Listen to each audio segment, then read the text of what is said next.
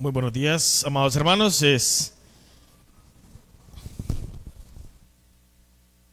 un verdadero gozo, pues, estar con ustedes en esta mañana y más aún, pues, con estos cantos que nos preparan para en lo que vamos a meditar hoy, ¿verdad? Y alegran nuestros corazones y a la vez porque el Señor pues nos da la oportunidad y el privilegio de reunirnos para seguir adorando esa grandeza, seguir adorando esa victoria sobre el pecado y Satanás y la salvación que nos ha regalado por los méritos de nuestro amado Señor Jesucristo. Y hoy pues vamos a meditar sobre una carta bastante conocida y que pues me ha estado cautivando en las últimas semanas, puesto que esto es lo que estamos compartiendo en la aldea del Pacayal. Y pues quería compartir con ustedes algunas notas, ¿verdad?, de lo que hemos encontrado, ¿verdad? Y que nos ha servido para ánimo, que nos ha servido como impulso, como motivación para encontrar en el Señor descanso, fortaleza y a la vez obedecer a ese llamado glorioso que es el de predicar su palabra. Cuando digo predicar su palabra no tiene que ver con pararse en un púlpito, sino de predicar el evangelio en medio de cualquier lugar. Así que, amados hermanos, con mucho gusto los voy a invitar a ir al libro de Romanos, en el capítulo 1.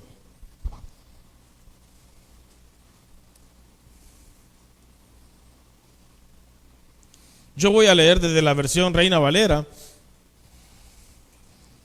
y sé que algunos hermanos pues tienen otras versiones y pues de repente vamos a ver algunas diferencias, ¿verdad? Hoy vamos a centrarnos en el capítulo 1, desde el versículo 1 al versículo 7. Dice la escritura de la siguiente forma. Luego de leer, pues vamos a pasar a orar para pedirle dirección a nuestro amado Señor. Dice la escritura: Pablo, siervo de Jesucristo, llamado a ser apóstol, apartado para el evangelio de Dios, que él había prometido antes por sus profetas en las santas escrituras, acerca de su Hijo, nuestro Señor Jesucristo, que era del linaje de David, según la carne, que fue declarado Hijo de Dios con poder, según el Espíritu de santidad, por la resurrección de entre los muertos, y por quien recibimos la gracia y el apostolado para la obediencia a la fe en todas las naciones por amor de su nombre, entre los cuales estáis también vosotros, llamados a ser de Jesucristo. A todos los que estáis en Roma, amados de Dios, llamados a ser santos, gracia y paz a vosotros, de Dios nuestro Padre y del Señor Jesucristo. Oramos.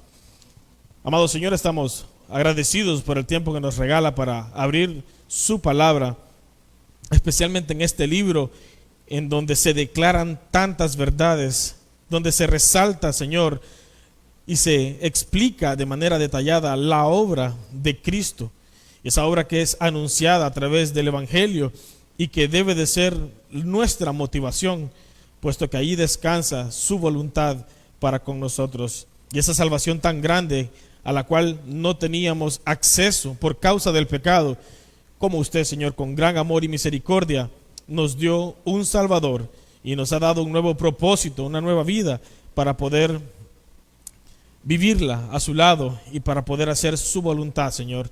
Estamos profundamente agradecidos y en esta mañana queremos rogarle, Señor, que abra nuestro entendimiento, que ponga en nosotros el interés por conocer más acerca de su palabra a través de esta porción, que podamos conocer más su persona, su carácter, que podamos entender, Señor, cuál es su voluntad, que podamos atesorarla en nuestros corazones y ser animados a poner por obra estas grandes verdades. Gracias, Señor Jesús. Gracias por este tiempo que nos regala. Que el Evangelio pueda ser expuesto, Señor, y vidas puedan ser transformadas. Le ruego, Señor, por la vida del predicador, que quisiera, Señor, que tenga misericordia de mí y me pueda usar, Señor, como un parlante para únicamente decir lo que usted ha expresado a través de su palabra. Tenga misericordia de nosotros y ayúdenos a vivir conforme a su buena voluntad. En Cristo Jesús oramos. Amén. Bien, amados hermanos, entonces estamos en la carta de Pablo a los romanos. Este es el 6º libro del Nuevo Testamento y es el libro más extenso de las 13 cartas que escribió el apóstol Pablo. Consta de 16 capítulos, consta de 433 versículos y aproximadamente 9.500 palabras. Y está puesto como la primera carta del apóstol Pablo, no tanto por su extensión, porque si ustedes notan, las cartas de Pablo están colocadas en cuanto al contenido, a la cantidad de contenido, desde Romanos, 1 y 2 de Corintios y así sucesivamente hasta Filemón. Y no solamente por su extensión, sino también por su contenido teológico, aunque Romanos no es específicamente un tratado teológico, sino una carta dirigida de Pablo mientras se encontraba en Corinto, según los estudiosos. Allá por el año 57-58, decidió enviarles una carta a los hermanos en Roma, iglesia que él, dicho sea de paso, no conocía, no fundó, aún así estaba en sus oraciones. Así que Pablo se apresura a enviar una carta por medio de una diaconisa llamada Febe. Y pues esta carta, pues, como les estoy comentando, escrita por el apóstol Pablo, utilizando un escriba, si pudiéramos decirlo, no sé cuál es la palabra correcta, a quien él dictaba la carta, de nombre Tercio, quien Pablo le permite que dé un saludo allá en Romanos 16:22. Así que a grandes rasgos, pues esto es lo que tenemos en cuanto a detalles de la carta de Pablo a los romanos. Ahora, ¿por qué manda esta carta Pablo a los romanos? Y estoy haciendo esta pequeña introducción, amados hermanos, con el objetivo de que entendamos cuál es por qué Pablo inicia su carta de la forma en cómo la inicia. ¿Cuál es la ocasión? ¿Por qué la quiere? ¿Por qué Pablo le envía esta carta a los hermanos que están en Roma? Una iglesia primariamente gentil, es decir, que eran no judíos. Habían judíos, pero esta iglesia era una iglesia gentil. Entonces, Pablo quiere hacer 3 cosas enviando esta carta. Número 1, quiere recordar verdades fundamentales.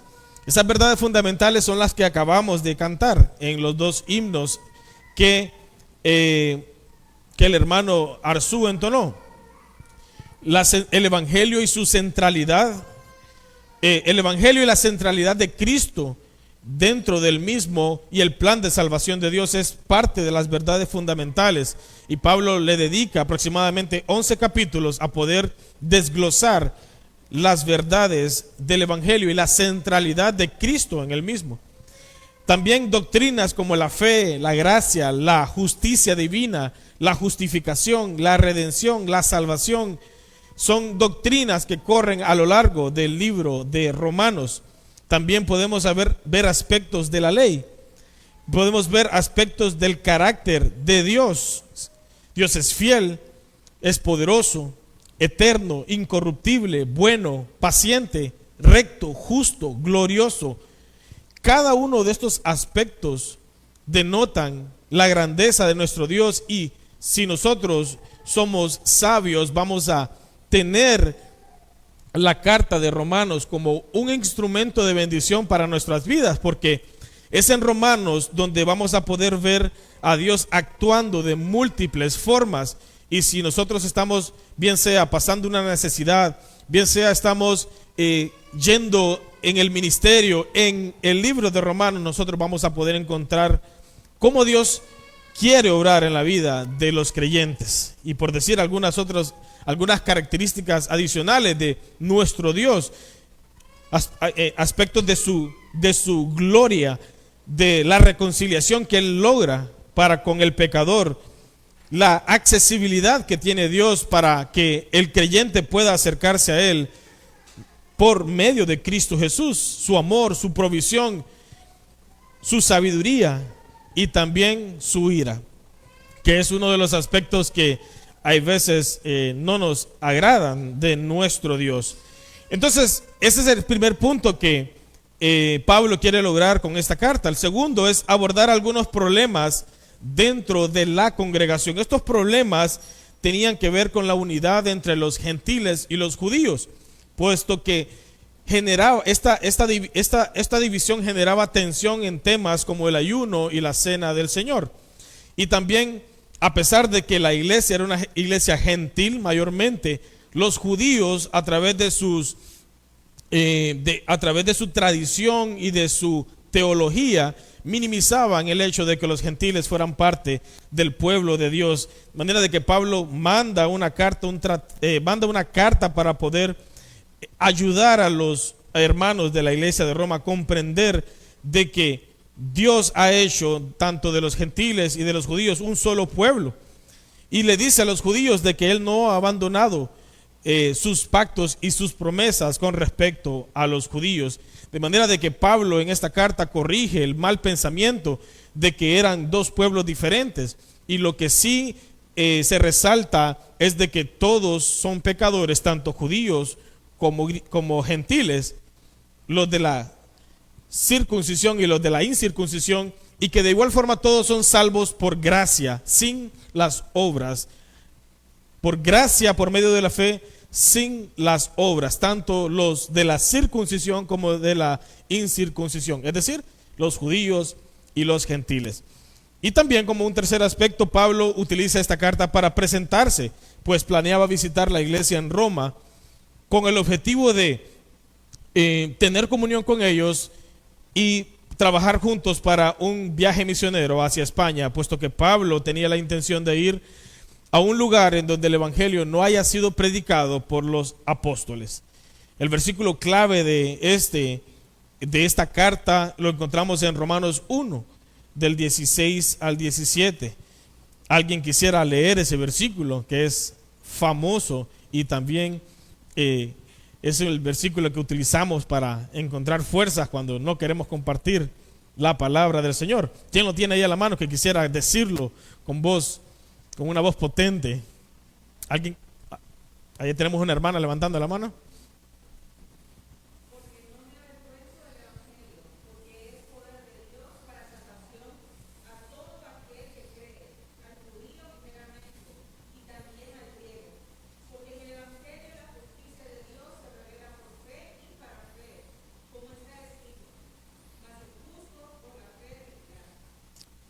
Amén.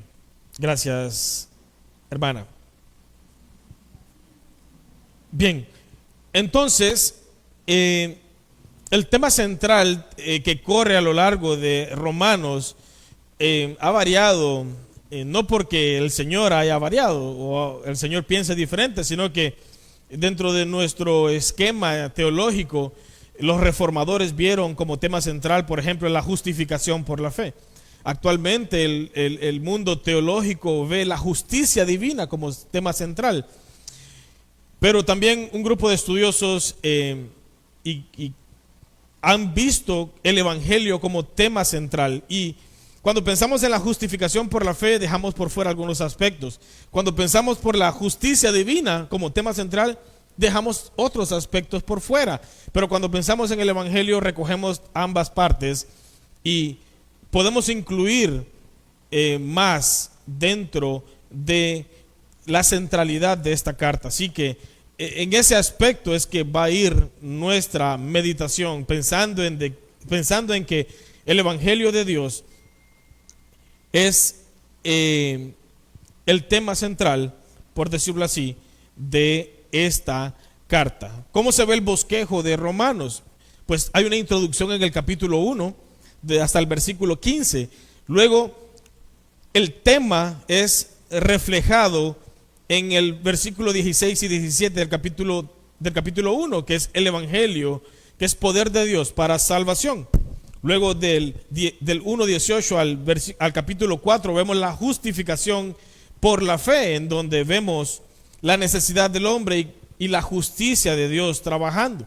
Bueno, cómo la justicia de Dios trabaja en la necesidad del hombre. Luego, como siguiente punto, los beneficios que el Evangelio nos da del capítulo 5 al capítulo 8, verso 39, y cómo el creyente es justificado. A partir del capítulo 9 al 11:36, vemos el rechazo de Israel al Evangelio. Del capítulo 12:1 al 15:13, vemos la práctica del Evangelio y cómo debe de ser gobernada la vida de cada creyente. Y finalmente unas conclusiones del capítulo 15 en adelante. No es necesariamente la forma en como de repente, si nos tocara compartir esa carta, la bosquejaríamos, pero nos sirve como para resumir esto, ¿verdad? Bien, habiendo hecho esta pequeña introducción, amados hermanos, quiero pasar directamente al texto. Y últimamente, pues, somos usuarios de diferentes medios para poder informarnos.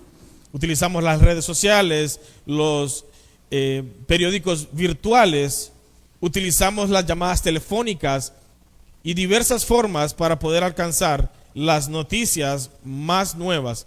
Y si algo que últimamente el mundo ha estado pendiente desde hace unos años, pues desde hace unos 2 años ha sido el aspecto de la pandemia. Ahorita pues casi ya no nos importa mucho porque la tasa de mortalidad pues ha bajado y ahora pues no estamos atrás de esas noticias. Pero otra noticia que nos ha tenido, por decirlo así, con los pelos de punta, ha sido la situación entre Rusia y Ucrania, ¿verdad? Y cómo se está moviendo ahorita el aspecto del petróleo. Y vamos nosotros accediendo a los medios informativos para conocer las mejores noticias.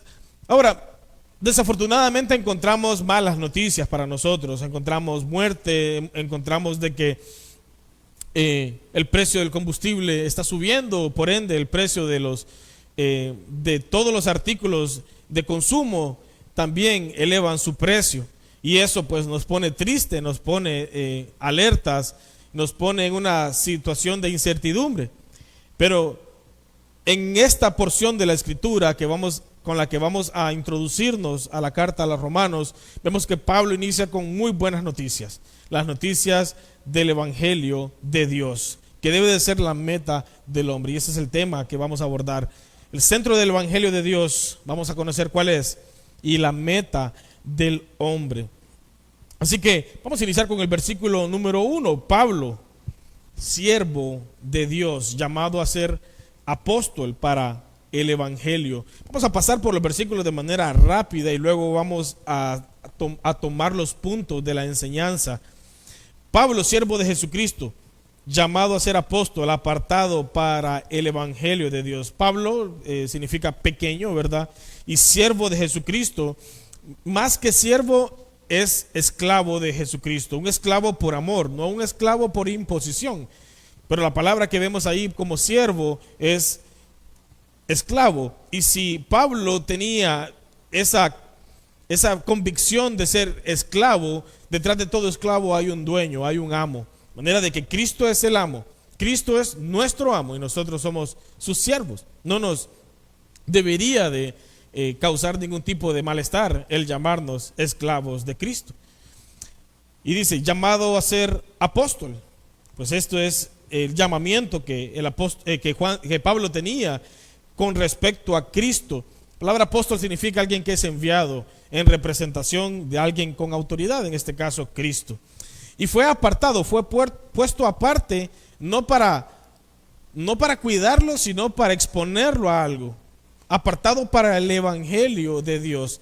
Y aquí vemos el primer punto de nuestra enseñanza, el Evangelio de Dios, y podemos ver en el Evangelio de Dios, número uno, su origen, ¿no? Que es de Dios. Dios es quien ha planificado estas cosas.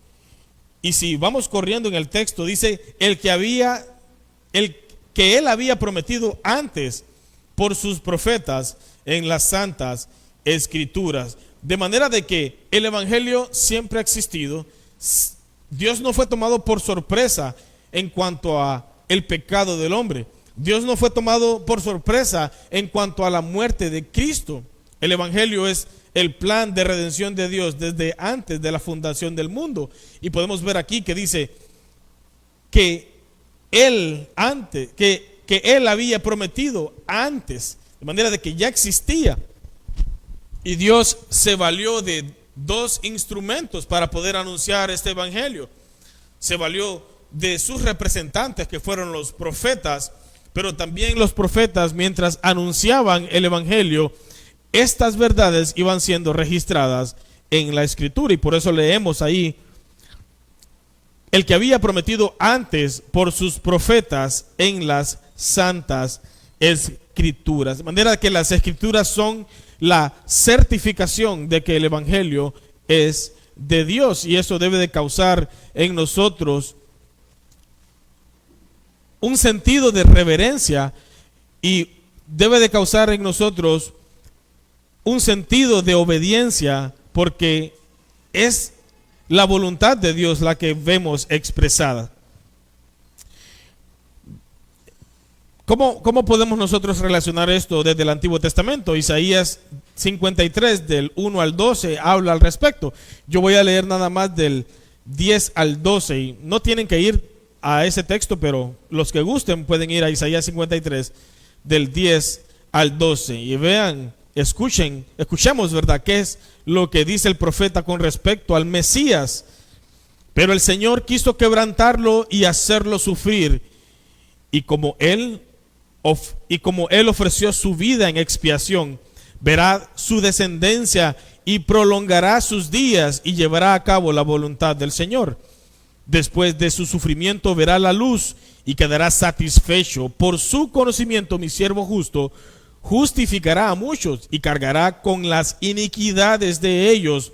Por lo tanto, le daré un puesto entre los grandes y repartirá el botín con los fuertes, porque derramó su vida hasta la muerte y fue contado entre los transgresores, cargó con el pecado de muchos e intercedió por los pecadores.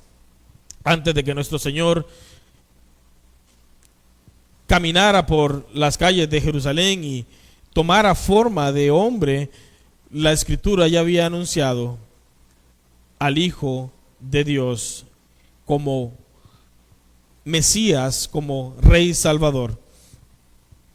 Así que pasamos a el siguiente aspecto en cuanto al contenido del Evangelio. ¿Cuál es el contenido del Evangelio? ¿De qué trata? ¿Cuál es el mensaje que tiene intrínseco? Pues el Evangelio es el mensaje de Jesucristo, y por eso vemos ahí que dice acerca de su Hijo, nuestro Señor Jesucristo, de manera de que Cristo es el centro, el corazón de el Evangelio. Y vemos algunas características de Cristo. La primera característica es que Él es dueño. El título Señor tiene esa connotación, Él es el amo. Pero también vemos de que Jesucristo, que era del linaje de David según la carne, nos dice de que tiene el derecho de reinar, puesto que por el lado de María era descendiente de Natán, uno de los hijos de David, y por el otro lado José era descendiente de Salomón, también uno de los hijos de David, de manera que tanto según la carne como en el aspecto legal, Cristo es rey sobre todo. Esta es parte de la centralidad de Cristo en el Evangelio. ¿Y qué más nos dice el texto? Que fue declarado Hijo de Dios con poder. Y aquí pues lo que pudiéramos pensar en este versículo es que la palabra declarado tiene que ver con ser designado, con ser decretado. Y esa palabra hijo de Dios tiene que ver con la exaltación de Cristo. Entonces, Cristo es declarado hijo de Dios con poder. Aquí, en otra traducción, pudiera leerse también que fue declarado poderosamente como hijo de Dios.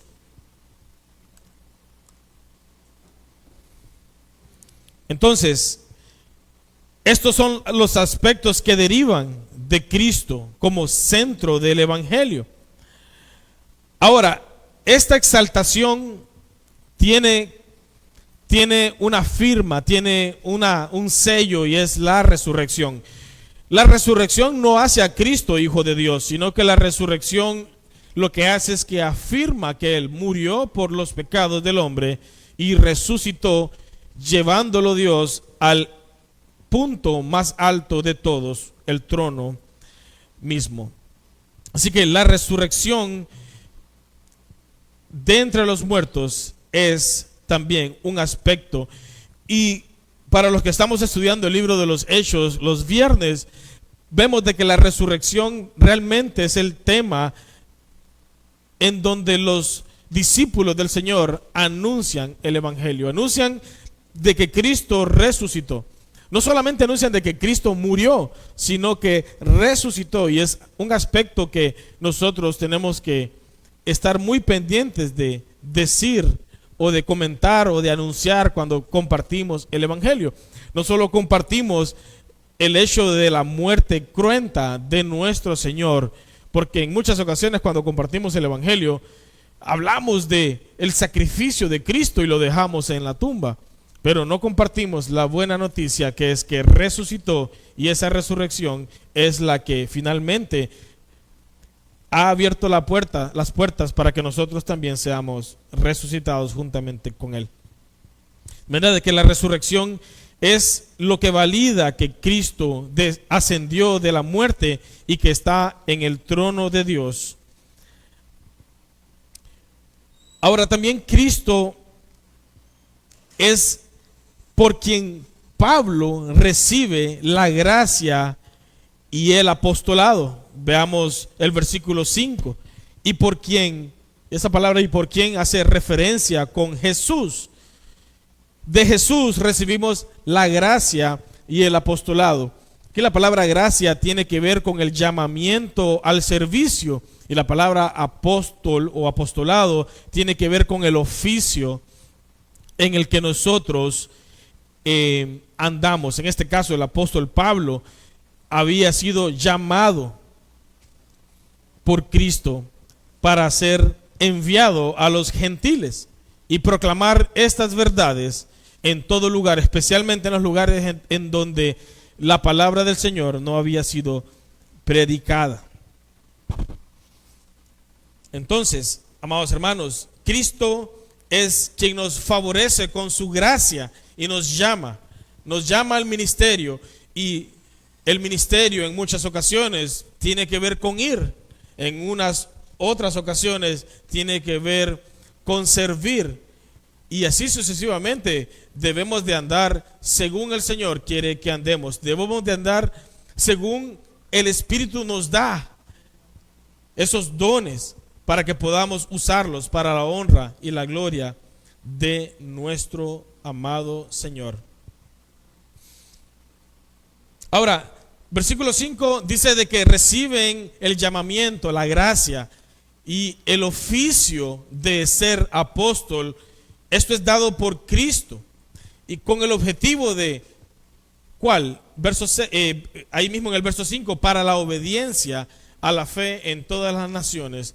Esa palabra para la obediencia tiene que ver con la promoción de la fe, tiene que ver con el anuncio del Evangelio para la obediencia en una fe puesta correctamente en el autor de la fe nuestra, en una fe puesta en el autor de la vida y en el autor de nuestra salvación, Cristo Jesús. De manera de que Pablo como apóstol está mencionando sus credenciales para decirle a los hermanos en Roma de que este llamamiento fue por gracia del Señor. Él no lo merecía y que fue puesto como un enviado de parte del Señor para poder promulgar la fe, y está compartiendo de entrada el evangelio en el cual su fe descansa.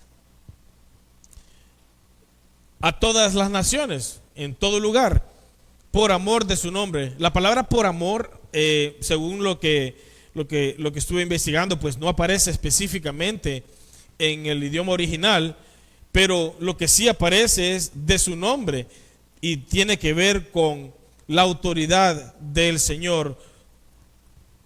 O sea, de que la obediencia a la promulgación o la promoción o la obediencia a la fe en todo lugar por su nombre, descansando entonces en el fundamento que es Cristo.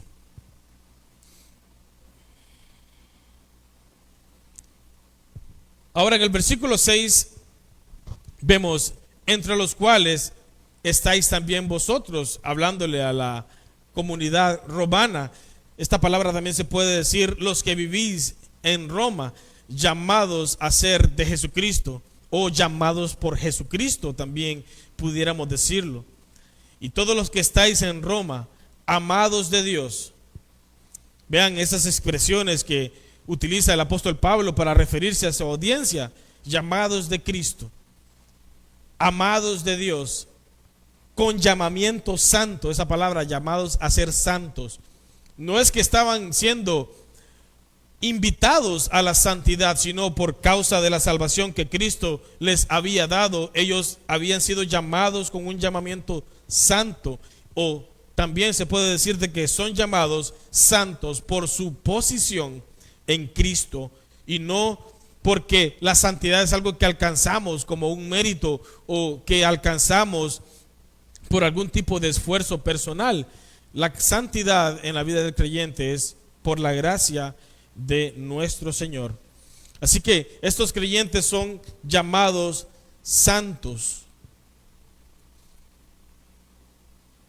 Así que la centralidad del evangelio, amados hermanos, en los primeros versículos en donde Pablo se introduce, toca aspectos que son relevantes para nuestra vida. Son relevantes para nuestra vida. Vemos también la meta que tiene el hombre cuando ve todo el aspecto del evangelio. Y eso lo podemos ver en el versículo 5, por amor de su nombre. Y es que el nombre de Cristo es el que busca, el que nosotros buscamos exaltar. El nombre de Cristo es el que nosotros buscamos darle la gloria que Él merece. Y cuando Pablo es llamado a poder predicar el evangelio, dentro de su mente, su meta principal era la gloria de aquel que lo había llamado y lo había salvado. Misma meta que debería ser la nuestra. El complacer, el exaltar, el glorificar el buen nombre de nuestro Señor.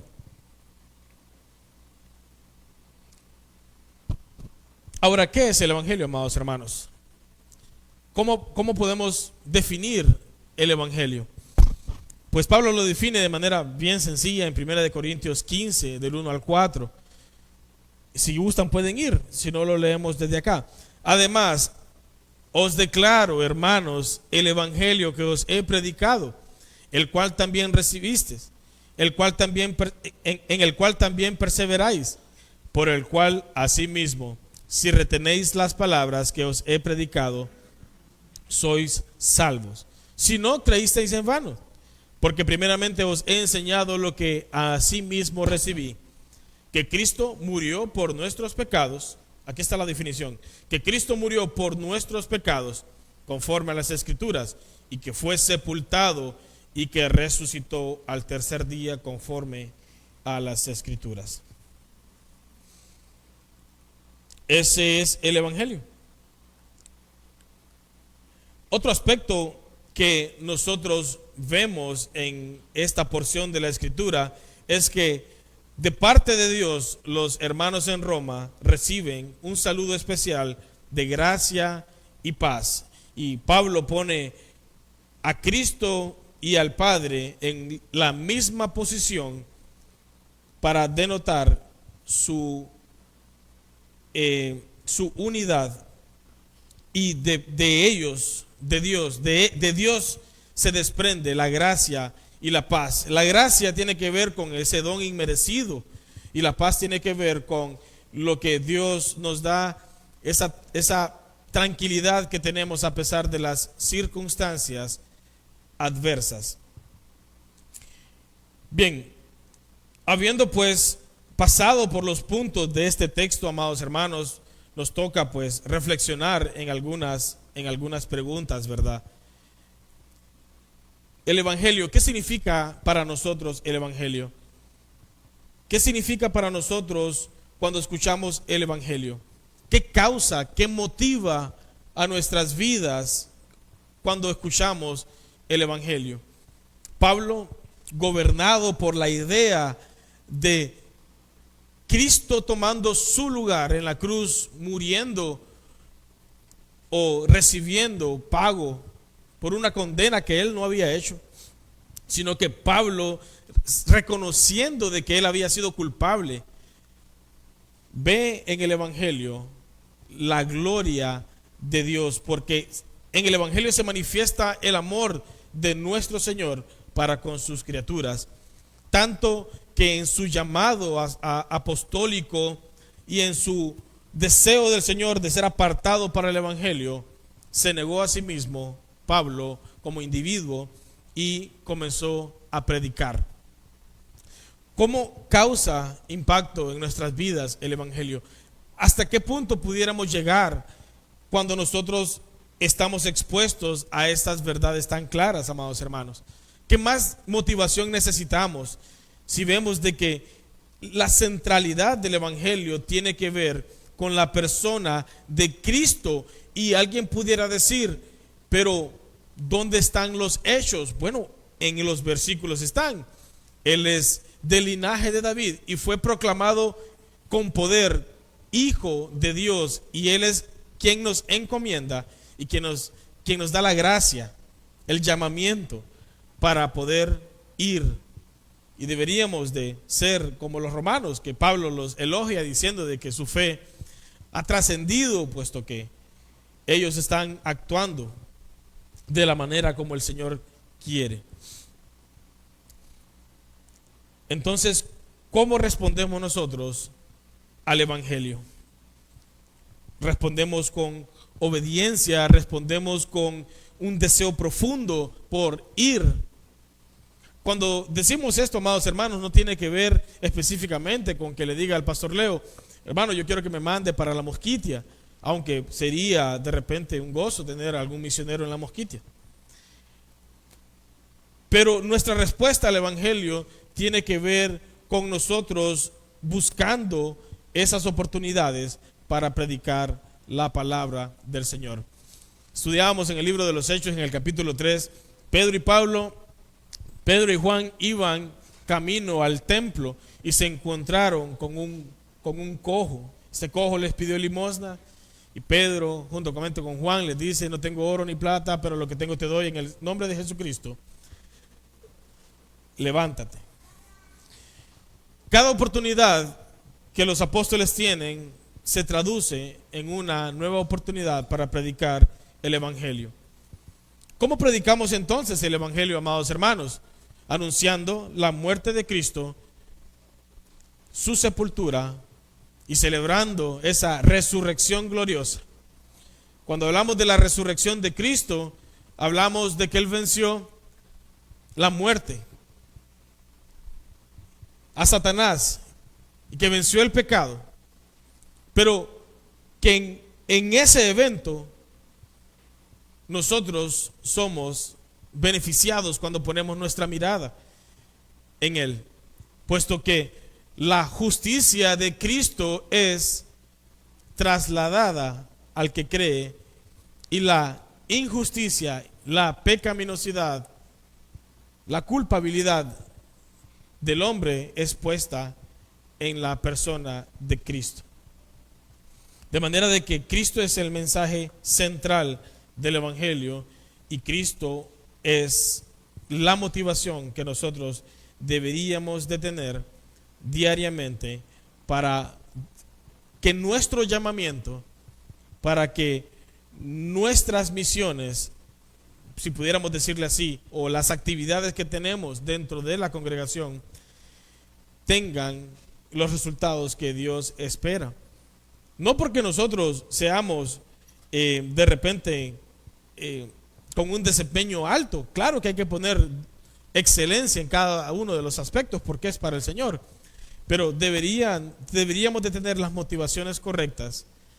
Y estas motivaciones nacen de la centralidad del Evangelio, que es Cristo. Bien, amados hermanos, esto es lo que tenía para el día de hoy. No sé si esperaban una meditación más larga, pero creo de que hemos abordado todos los puntos. Así que, amados hermanos, pues pensemos en estas cosas, leamos la carta de Pablo a los Romanos.